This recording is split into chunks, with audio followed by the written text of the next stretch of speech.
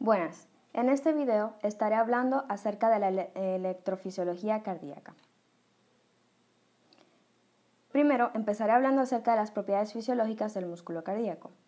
La finalidad del corazón es bombear sangre a través de la vasculatura. Para actuar como bomba, los ventrículos deben activarse eléctricamente y contraerse a continuación. En el músculo cardíaco, la activación eléctrica es el potencial de acción cardíaco, que normalmente se origina en el nódulo sinoauricular. Los potenciales de acción iniciados en el nódulo sinoauricular se propagan a continuación por la totalidad del miocardio siguiendo una secuencia específica y programada. Después se produce la contracción siguiendo también una secuencia específica. La secuencia es especialmente crítica, ya que las aurículas deben activarse y contraerse antes que los ventrículos. Y los ventrículos deben contraerse desde la punta hacia la base para que la eyección de la sangre sea eficiente. El corazón dispone de dos clases de células musculares. Están las células contráctiles y las células de conducción.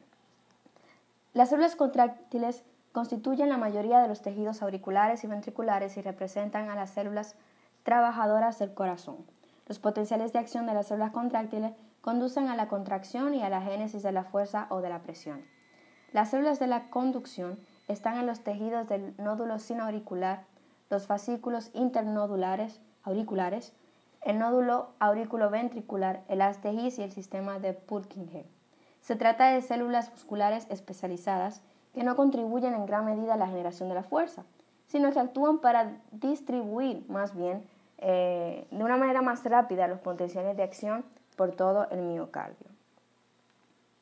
Los potenciales de acción se distribuyen por la totalidad del miocardio siguiendo la secuencia siguiente. El nódulo sinoauricular, el potencial de acción del corazón se inicia normalmente en el tejido especializado del nódulo sinoauricular, el cual actúa como marcapasos. Una vez iniciado el potencial de acción en el nódulo sinoauricular, hay una secuencia y una cronología específica para la conducción de los potenciales de acción al resto del corazón. Fascículos internodulares, auriculares y aurículas. El potencial de acción se propaga desde el nódulo sinoauricular hasta las aurículas derecha e izquierda a través de los fascículos internodulares, auriculares. Simultáneamente, el potencial de acción se propaga al nódulo aurículo-ventricular. Y hablando del nódulo aurículo-ventricular, la velocidad de conducción a través de este nódulo es considerablemente más lenta que el resto de los tejidos cardíacos. Una conducción lenta a través de este nódulo asegura que los ventrículos dispongan del tiempo suficiente para llenarse de sangre antes de que se activen y se contraigan. Los incrementos en la velocidad de conducción del nódulo auriculoventricular pueden dar lugar a una disminución del llenado ventricular y a una disminución del volumen sistólico y del gasto cardíaco. El haz de His, sistema de Purkinje y ventrículos. Desde el nódulo auriculoventricular, el potencial de acción entra en el sistema de conducción especializado de los ventrículos. En primer lugar, el potencial de acción se propaga al haz de His a través del haz común. A continuación, invade las ramas derecha e izquierda y después los haces más pequeños del sistema de Purkinje. La conducción a través del sistema de His-Purkinje es extremadamente rápida, propagando con celeridad el potencial de acción hasta los ventrículos. El potencial de acción se propaga también de una célula muscular ventricular a la siguiente a través de vías de baja resistencia entre las células.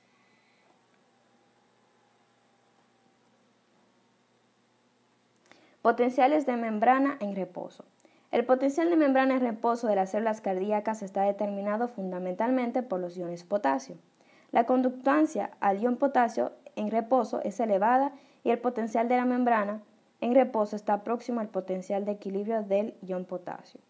Como la conductancia al sodio en reposo es baja, la contribución de dicho ion al potencial de membrana en reposo es escasa. A continuación, estaré hablando acerca de los potenciales de acción cardíaco. La fase 0 o ascendente. En las fibras ventriculares, auriculares y de Purkinje, el potencial de acción comienza con una fase de despolarización rápida denominada ascendente.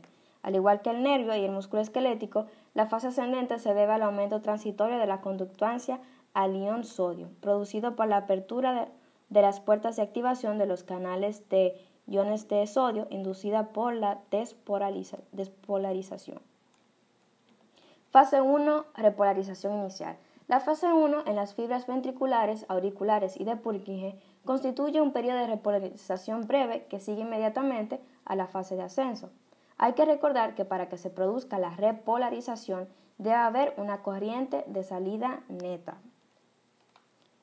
Fase 2. Meseta. Durante la meseta hay un periodo largo en el que hay un potencial de membrana despolarizado relativamente estable, sobre todo en las fibras ventriculares y de Purkinje.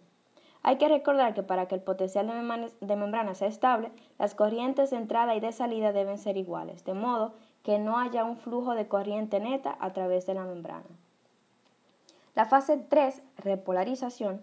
La repolarización comienza gradualmente al final de la fase 2, de manera que se produce una repolarización rápida hasta el potencial de membrana en reposo durante la fase 3.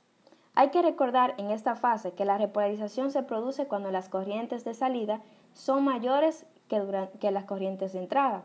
Entonces, durante la fase 3, la repolarización se debe a una combinación de descenso de la conductancia del calcio, aumentada previamente durante la fase de la meseta, y un incremento en la conductancia del potasio, hasta valores incluso más altos que el reposo.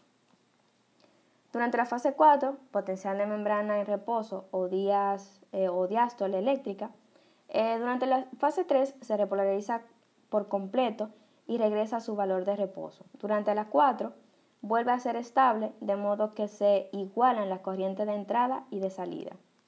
El potencial de membrana en reposo se acerca al potencial de equilibrio del ion potasio, aunque sin alcanzarlo por completo, reflejando la elevada conductancia del reposo para el ion potasio.